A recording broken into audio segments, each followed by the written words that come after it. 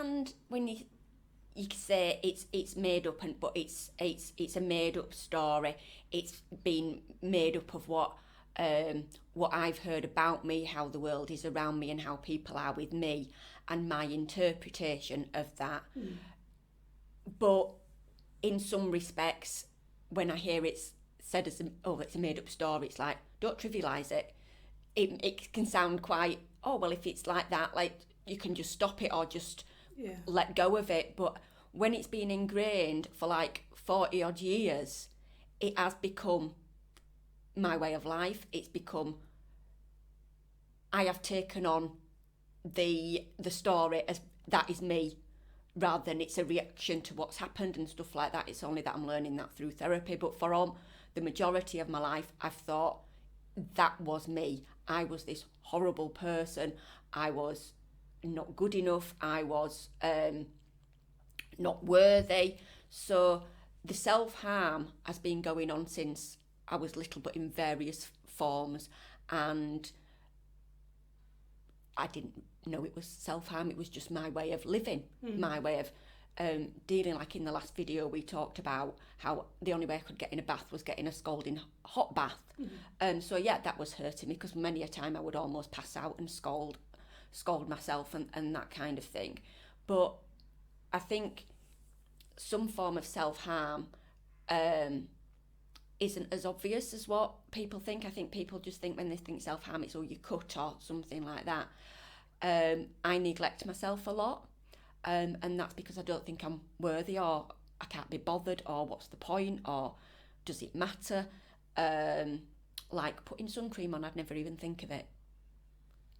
Even when I was a kid, my mum would be chasing me around going, put some sun cream on. And because I just, what's the point? Don't care. And she'd say, you'll get burnt. Not bothered, don't care. And yeah, I'd always get burnt, or I'd always have sunstroke and stuff like that. And it's like, don't care, because I wasn't bothered about myself. So that's a way that I hurt myself.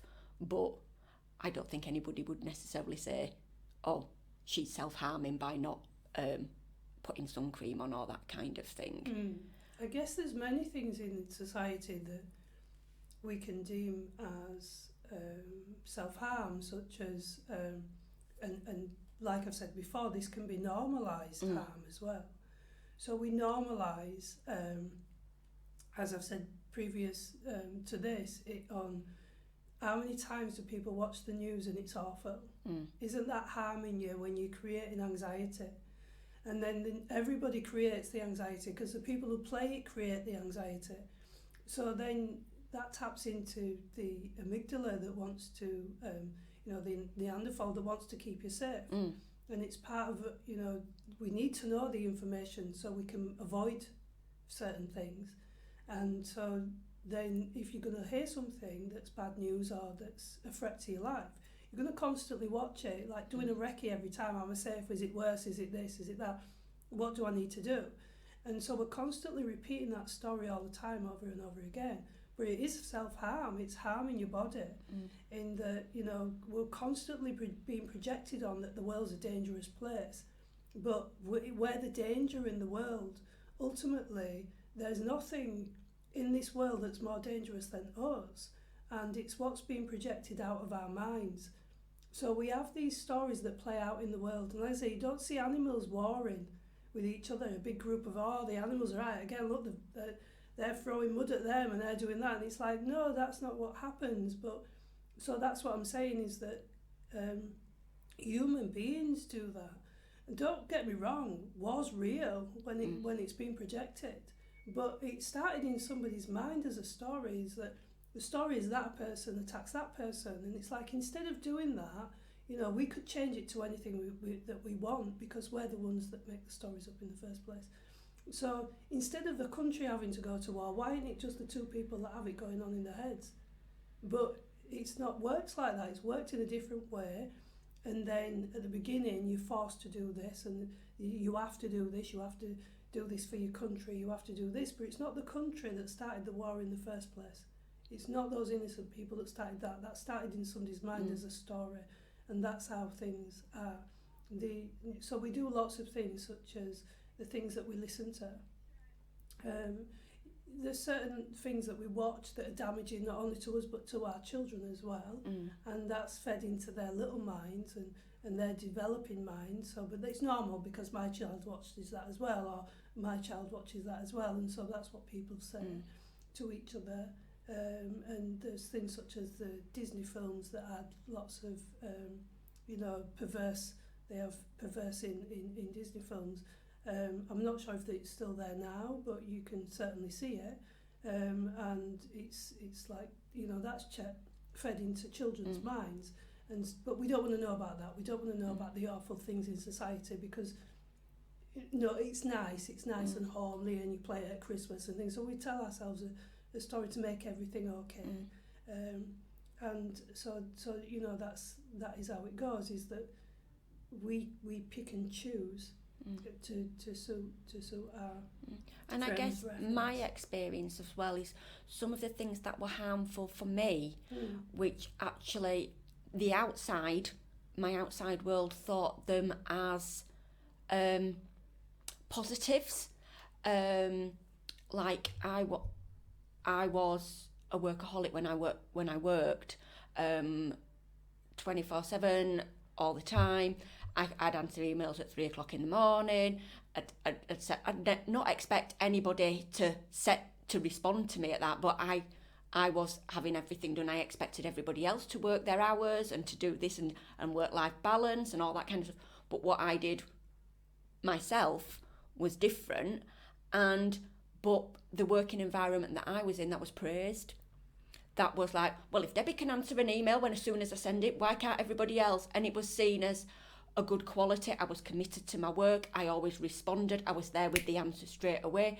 I knew things back to front and upside down and that kind of thing. I knew contracts inside out and everything.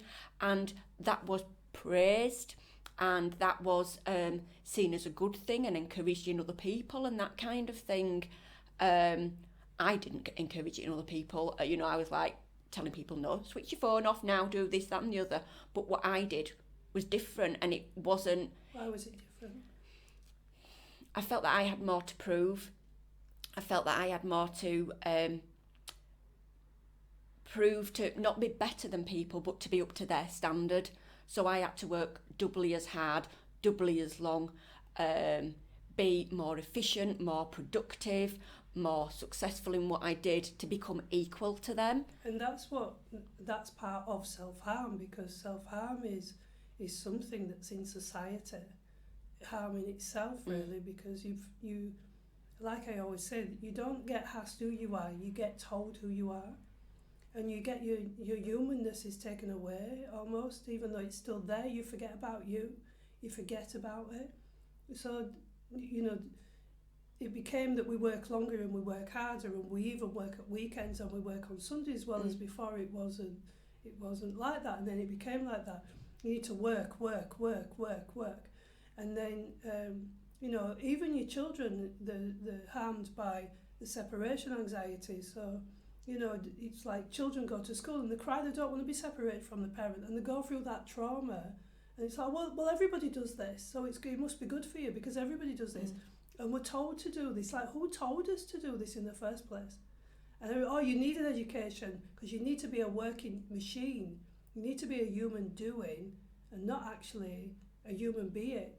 And then everybody's got on this not good enough. And to be good enough and successful, you have to work hard, you have to work long, you have to do this, you have to do this, you have to do this. And it becomes like that all the time. And it's only then that when you're exhausted from all that and you can't do it, and you become ill, and then society then will say, such as you got praised for that, or then it becomes about the way that somebody looks, and you have to tick a box then to be able to look a certain way, and then you look okay, and lots of people, when you're ill, they'll say that you look okay.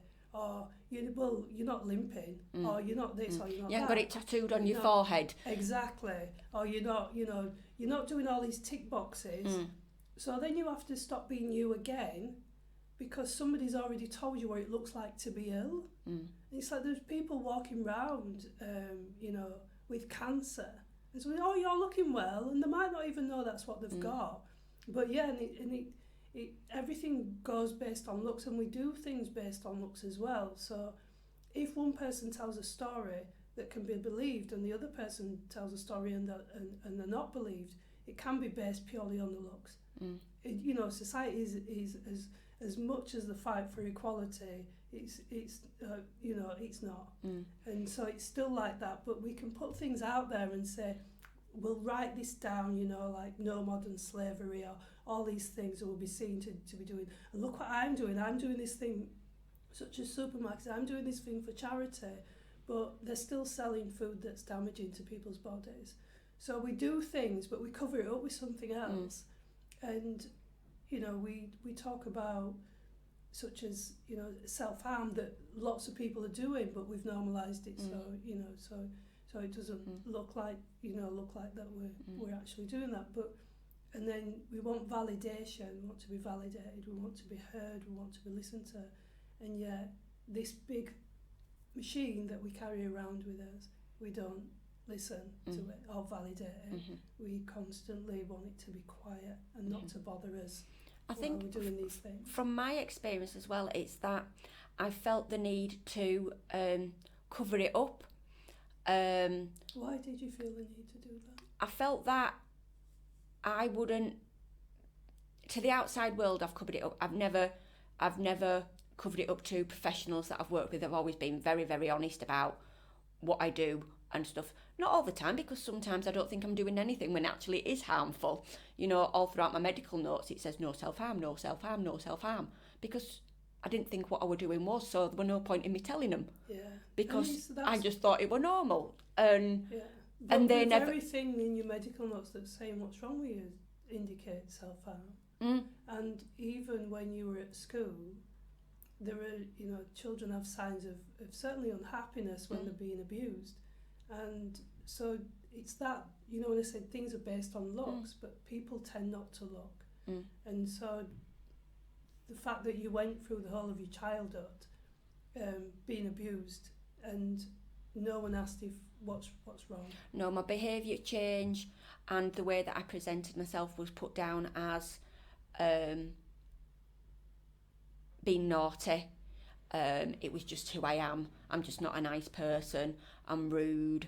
I'm not kind. I'm not thoughtful. I'm selfish. I want my own way.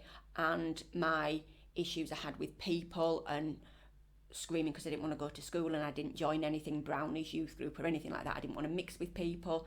It was put down as shyness. And but no one asked why. No. Why are you doing all these No. things? Why are you? That's what I'm saying. Is you know, we almost go around with our eyes closed. We just don't want to see it because it might mess with our own equilibrium, mess with our worlds, and so your world went on like that. Yeah, and I think one of the things that affected my must have been my decision to put a mask on, put an act on, and keep things to myself. I remember even as a very young child crying in bed, but trying to do it silently so nobody heard me, wishing I were dead, and that was when I was about 8. And I wanted to be a miscarriage. I didn't understand what one was and all this kind of stuff, but I knew why couldn't I have been a miscarriage? And I was just because I didn't want to live anymore. I didn't like who I was. It was too hard being around people and stuff like that. But I also had the things that contributed, not saying blame, but things that contributed was things that I heard from the church saying, if this happens, or if you do this, you'll be punished by God. So I felt that I was being punished by God. We were a family that didn't really talk about our emotions.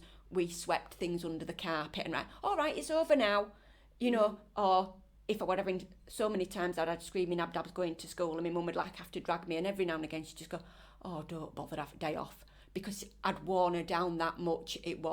We didn't talk about why I didn't want to be there, what I was going through. I was just seen as awkward, or don't want to do this, or don't want to do that. And as an adult, I carried on that, masking and not being honest, because even though when you do workplaces induction, it's all about equality and this, that and other and stuff. But I always felt that I couldn't let people know the difficulties I was having. And nobody at work knew anything. I put this mask on. I can remember somebody I'd worked with for over 10 years said, "Oh, you're so chilled, aren't you? You don't let anything bother you when you've got deadlines to this and it's so much, you know, it's a whatever £100,000 contract and you're so chilled." And it was like, I'm a bloody good actress. And even one of my consultants once said that to me. You know, you're a fucking good actress. People would not think there was anything wrong with you because I had learned how I was supposed to be, or how I wanted people to see me. I'd lie, I'd mix them up. "Oh yeah, I'm going out Friday night." Mate, don't answer the door, don't let anybody in my house or anything like that. But I'd say what I had to say and do what I had to do to keep people not knowing really who I was.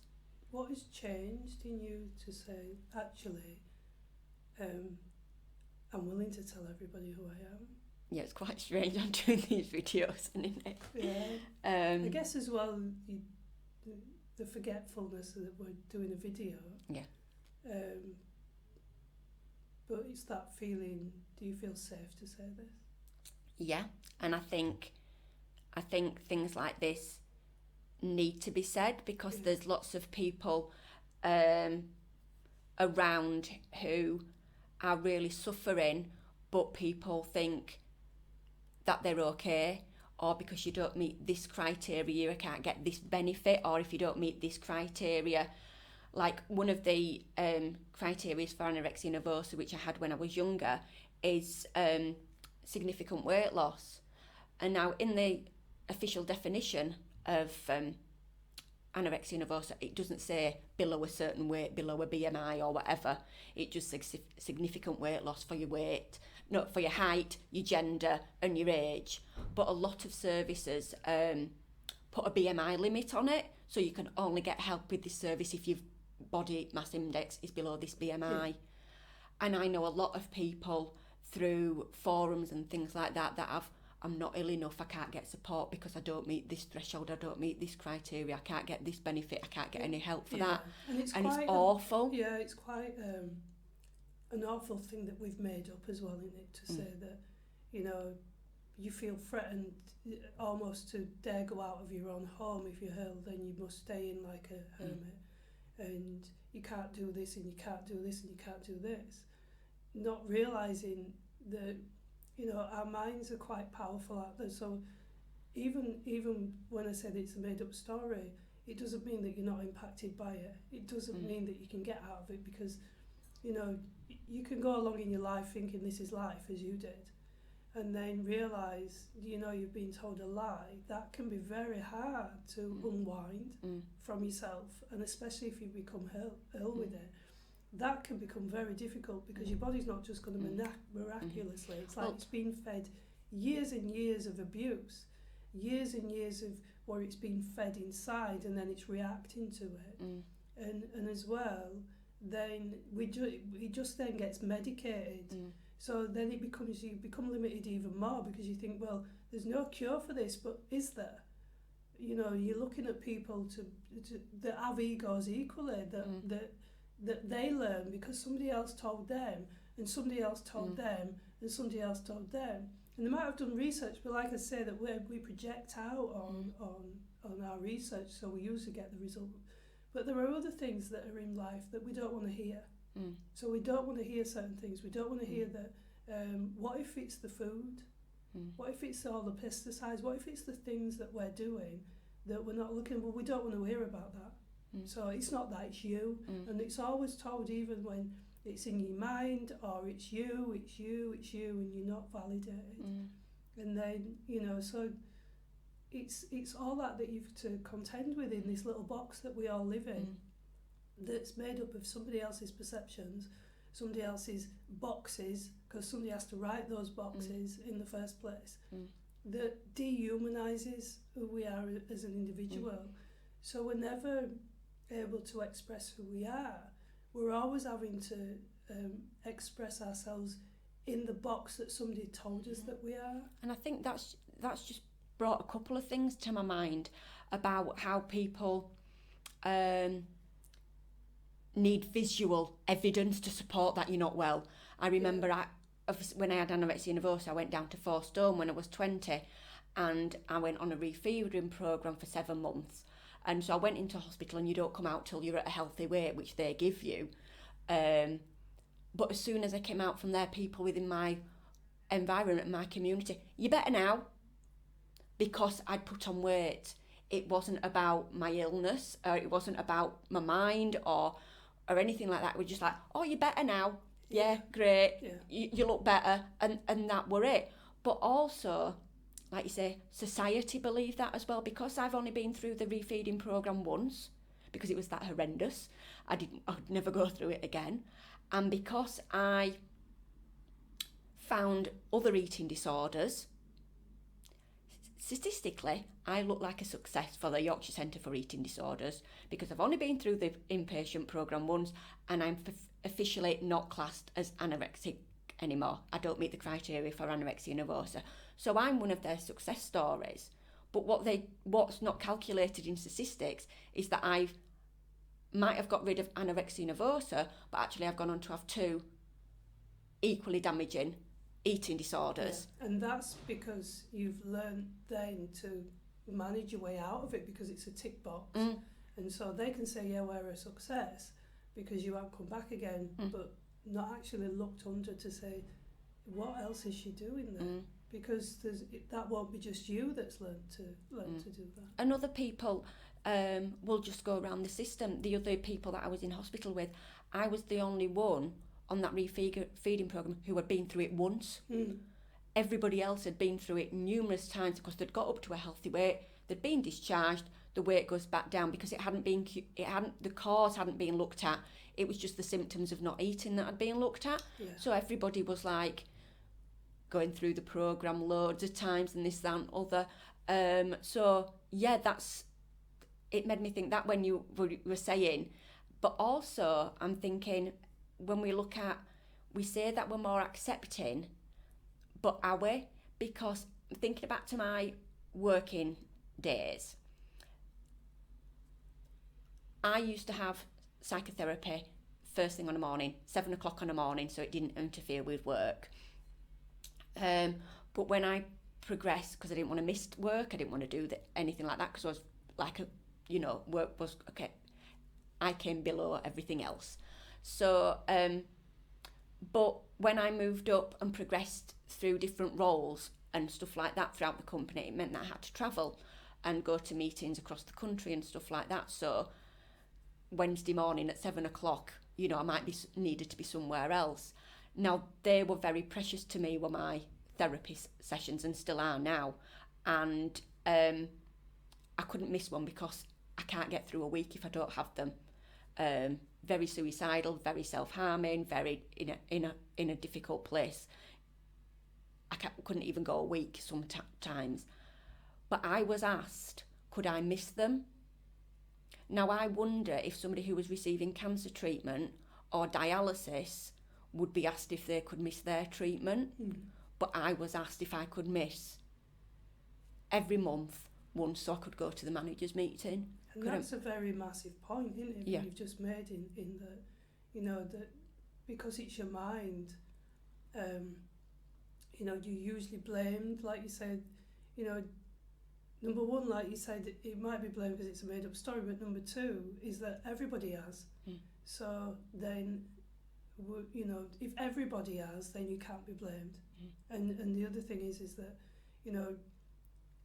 it is where you say you have to see it. So somebody's seeing cancer and they're treating it, and it makes it real. But when people don't see it, and on the opposite side as well of that is, there seems to be a lot of things being said in schools where children are self-harming. And so what they're saying is, they're just copying each other. And it's like, are they? Because if you're in a family, and the family of alcoholics, what's the likelihood of the child learning to deal with their problems in the same way? Because they did that experiment with the Dodo doll, or doll. I can't remember the correct name, as you know, I always forget names of things. And so the adult hit the doll and then put it in a room of children and did the experiment to see what the children would do. So the children hit the doll. Equally, some got really angry with the doll and hit the doll. And was it because there was angry? It's like, really? Or was it because it invoked, if we do something, we get a feeling. It invoked a feeling. And so, we learn from other people. And so there might be another family that decide to cut. And, my mum cut, so I'll do it. Or another family that has an eating disorder in it. That's what. So we're learning we have to learn how to, from our caregivers, how to manage our emotions. So some caregivers might say, we just don't talk about it. So we have to learn, just the same as that experiment, is that what we do? We mimic, and we mimic. So it makes sense then if somebody's struggling at school, because we have to go to these, as one doctor had said, factual learning machines. And so when you're struggling to do something because you're being told you're not good enough, because you're being made to learn something you haven't chosen to learn yourself. So, in that way, somebody's saying, well, they're all doing it. It must be a trend that they're doing. It's that as well. They're not looking deep enough. It might be the trigger that they've seen somebody else do it, and they're coping that way. It might help me if I do that, and I might cope that way. Exactly. But it won't be the cause. Exactly, because you're not, unless you've got something to release in the maladaption, you're not going to do it. If you're a healthy child, you're not just going to start doing this. So it's that. Even now, kind of seeing that and hearing that as well is quite shocking, to say, well, we're not listening then, are we?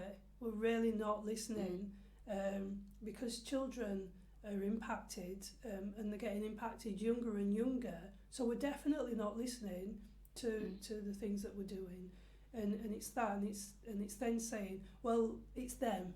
It's not us, it's them, and it always seems to be not taking responsibility. We're looking for a quick fix. Yeah. The problem is they've copied somebody else. It's the friendship group that they've got. They've seen it on the internet. It's social media looking thin, all airbrushed and stuff like that. Yeah. Yes, they might be the triggers that take somebody down that route, but it won't be the cause why they feel so insecure in themselves and hate themselves so much they have to look for something like that. And equally as well as as you mentioned before, but not on the videos, about, not where there's bullying in schools. And then years ago it used to be there's no bullying in our school, so it wouldn't be addressed. And it's that we want to push things away and say, no, it's not because of us, it's because of that out there. But we are the media. We are a society, and we're part of it. So if we're part of it, we're part responsible for what we put out as well. And so it's saying, let me have a look. If they've got that here and they're doing it, well, why do we need to push it away? Let's just invite it in and explore it. Because it's only by taking responsibility for ourselves, that helps others, helps them to take responsibility for their well-being as well. But it's easy. I can see it from the way that people accept stuff that people in authority or people that you think better than you know best.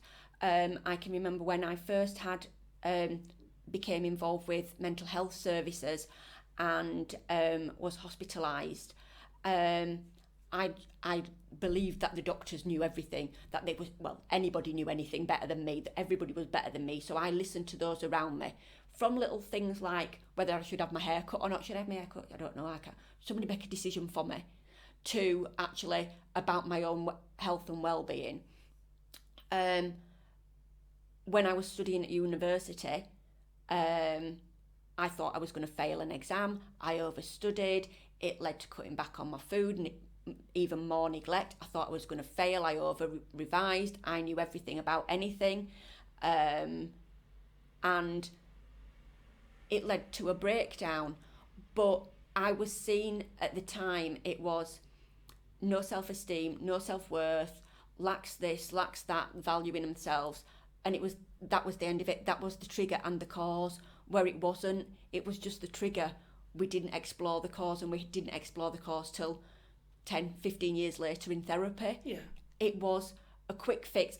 She's been depressed, she's been struggling with her exams, that's what's caused everything. Once we get you re-fed, everything will be all right, and we'll throw in a couple of assertiveness courses to give you a bit of self-esteem. Instead of just asking you.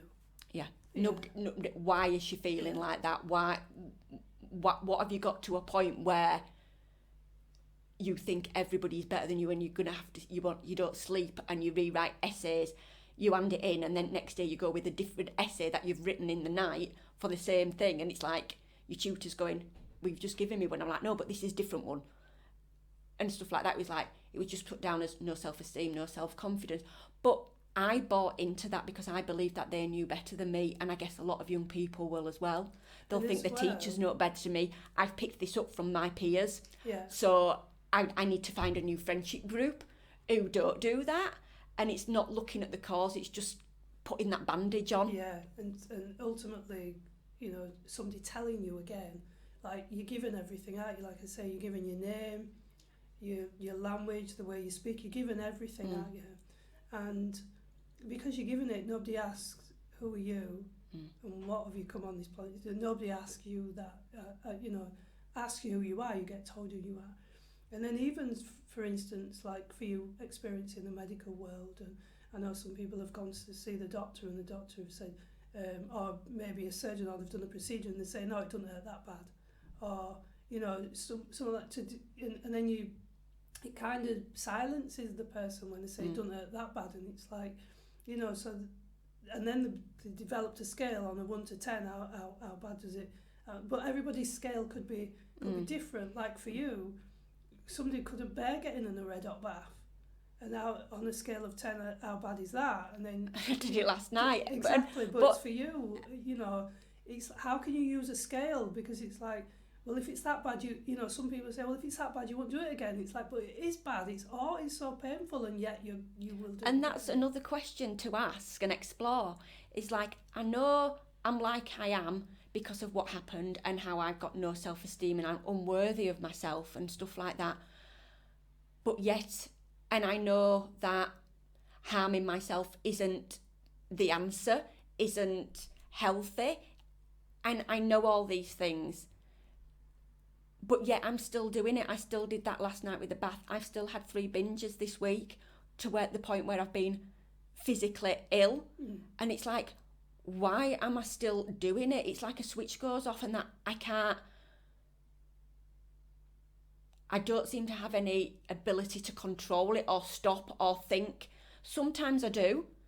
Don't get me wrong, sometimes I do, which I've never done before. So sometimes it's seeping in at times. But the majority of times it's like, afterwards it's, why have I done that? Because I've just been so into it with my mind. I've been like a person possessed, eating, like I've said before, eating frozen stuff, eating stuff out of the bin, eating stuff I don't like, eating weird combinations and that kind of thing. And it makes me ill in so many different ways, both psychologically and physically. But yet I still do it. And it's when you realise that, you know, in our subconscious programming that's been fed in, and the stories that, you know, we develop as well from that, it's that you feel that it's you, that it's who you are, that it's your identity. But when you let things go, like you've experienced, and you've let things go, and the majority of people will say, I feel lighter. It's like, well, if you stand on the scales, you weigh exactly the same. So who's let it go? What feels lighter? And it's like you've left that energy. And then you start to do things differently. So is it like learning something new, like how you learn to tie your shoe, through repetition? You learn it. That was repeated all the time, and because it was repeated for so many years, that when somebody says, do you know that's a made-up story and it's not true, it can be difficult. That I know what you're saying, but it's still here, and it's very difficult to leave the ego. Because everybody's in one and you get invited into that world. So people can be in the world of this is wrong and they did this and she did that and it just goes on and it plays the same thing. And so often we get the same thing. You know, it's like, oh, I always get served last, and you get it again. And as it says, from what I've looked at and studied, is that that's our prayers. Because it says, if two agree, then it is so. And it actually says, test me and see. And so what happens then is, if you have a thought and a feeling, that's the two that agree, because we think it's two outside of us, and it's not. It's the two that agree. So then it becomes where we are manifestors all the time. There's no secret to it. We do it all the time in our verbalizations and what we feel, and by what we think and then what we feel, and then it happens again. And so you can be in this pattern where you're saying, why does that always happen to me? Why do I always meet people like that? Why do they there? Why do they? And it's repeated because you're repeating it. And when you start to not repeat it and you repeat something else, then that's something else. So that's where it says you change your mind and you change your world. And so that's how it goes, but it can take time. Does it take longer to learn new things the longer you've been in an unhealthy pattern? Is that any connection or anything like that? You can learn new things at any time, because you might be excited by them, or you might think, I really like the concept of that. Like, you know, if this world that we're in, and it is a prison, because if we don't do as we're told, we'll go to prison, or we'll get arrested, or we'll have to pay a fine, or we'll have to pay something. So we are in a prison because we have to abide by the rules. And if we don't, if you drive down this road, you'll get a fine for it. And you can't drive at that time because you'll get a fine for it. And you can't go down the road, but you can go down the road. And there's all these things that are, you know, that you'll bear a consequence.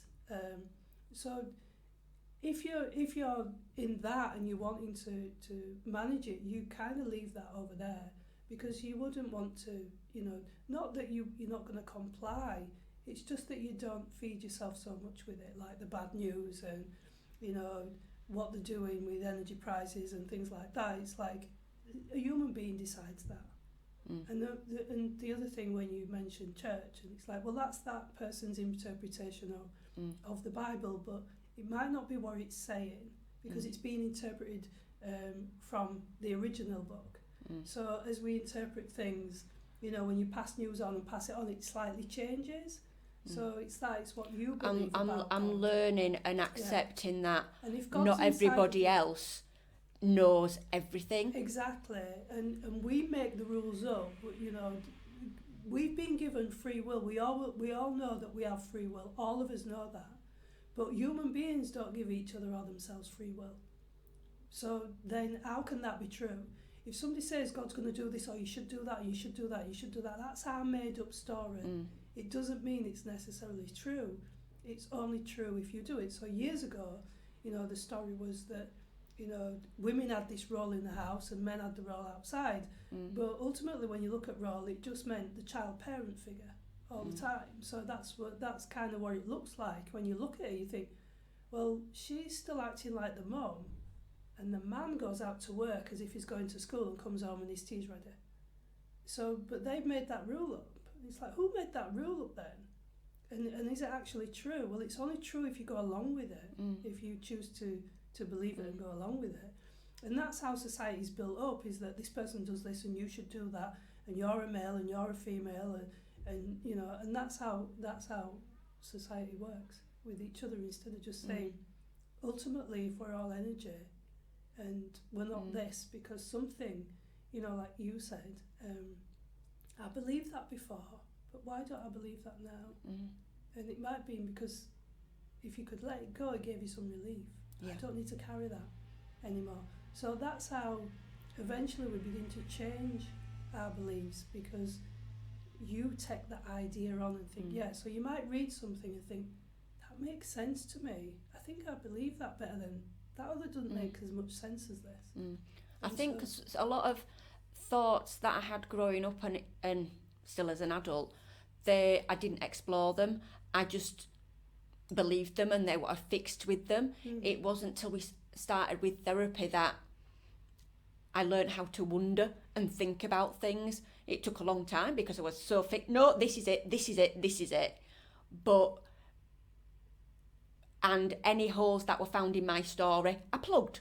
I found a way of no plugging, but now I can see the holes that are in my story, or the way that people might say things because they believe that, but actually it's got nothing to do with me or the truth, and that kind of thing. So I'm starting to see those holes which are clearly there, but I've not wanted to acknowledge before in my story, which I think is a big thing. And it's the exploration and expansion then, because when you say how do we learn, and that happens, it's by exploration and expansion, but it's not always by listening to everybody else or what everybody else says, because like I said, don't believe what I say, find out for yourself.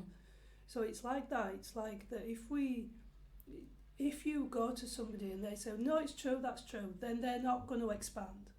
They're going to stay in that little box of that, what they believe's true, and that's how it's going to be. So some people, when they don't want to expand and you come up with that, they'll get very angry with you. No, it isn't. That's not true. That's not true at all. And they'll get angry with you. And it can be anyone in any profession that can get angry as well, because they want to stay in that box, and that's what they've learned. And they've been learning this for years, and that's what they've learned. And anything that expands that, they don't want to stay. And that's when we could become limited human beings, because we're limited to that bit of information, and we don't want to know anymore because I'm happy with this, and I don't want to know. And they say ignorance is bliss, but it's not.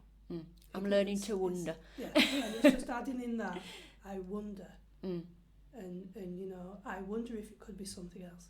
Let me just have a look at that, and then I can make my own decision up, instead of a decision. And I appreciate how scary that can be for people, because I find that scary. It's actually saying something I've believed for all my life it might not be exactly true. Exactly. And it's a big thing for people. It is, and I understand that. You've been such in a little box for the whole of your life, being told, you're told your name, you're told this, you've got to go there, you've got to do this. You've made your little prison comfortable. It's got cushions in, you know, it works every day, it can do all that. I mean, if someone opens the prison, and there's no doors really, but if somebody were to open the door and say, now you can go out and choose for yourself, that can be quite scary, like you say. Are you okay to work that? Yeah, thank you.